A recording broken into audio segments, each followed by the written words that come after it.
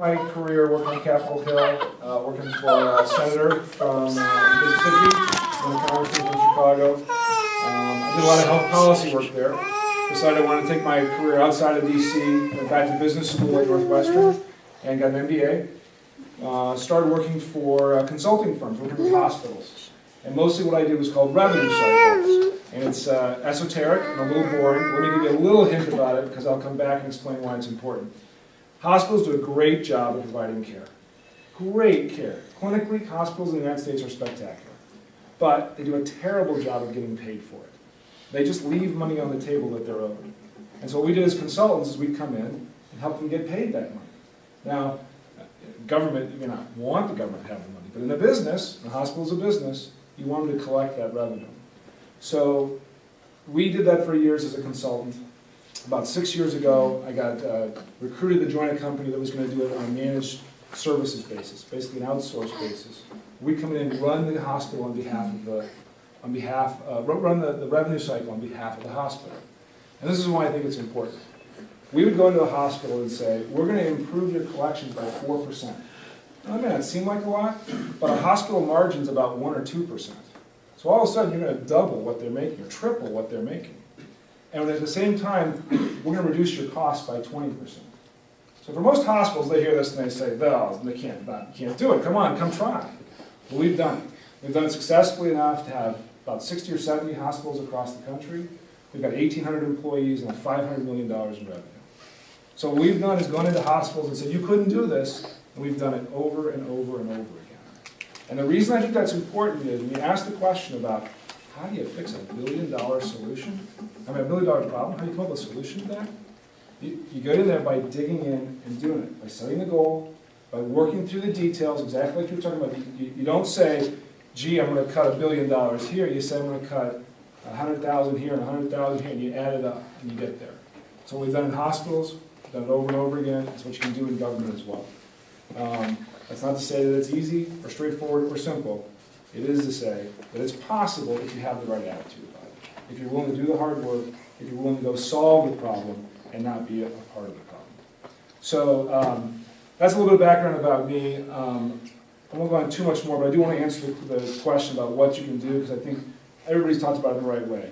This election, particularly in the state senate in Dover and Durham, is all about the ground game. Right? It's all about meeting people. It's all about shaking hands. It's all about getting your name and the message out there. And so what's most important, and they've already said it, but I'll say it again. What's most important is for everybody in this room to talk to people that they know. Talk about the issues, talk about the candidates. If you can host a house party, if you can put up a yard sign, if you'll go on a sign wave, if you'll do a lit drop, if you'll host a candidate to walk around your neighborhood, introduce them to your neighbors. Those are the key things that will really change the direction and give us a new opportunity in the state at all levels. So those are the kinds of things. Some of you have already gotten some emails from me asking for those kinds of things. But that's what I'd really like to ask your help for. Specifically, we'll be up in Dover on Sunday morning at the Declaration at 11. We'll be in Dover at about 5 o'clock for the Chico Arts Festival, and then back here in Durham about 7:30 or so. If you're at those for the fireworks. If you're at any of those events, please come find me, come introduce me to your friends and neighbors, and we'll have a successful campaign. The last thing I'd say is, Chris mentioned about sort of the Republican momentum and how people are seeing this as a very Republican year. You may have seen there was an article in the Portsmouth Herald by Jim Splain, not exactly friendly Republican, right? Hardcore Democrats predicting what the legislature was going to look like next year. And on the state Senate side, he said he thought it was going to be 16-8. He expected 16 Republicans and 8 Democrats. And I got to believe that when he did that calculation, he counted Amanda Merrill as one of the Democrats.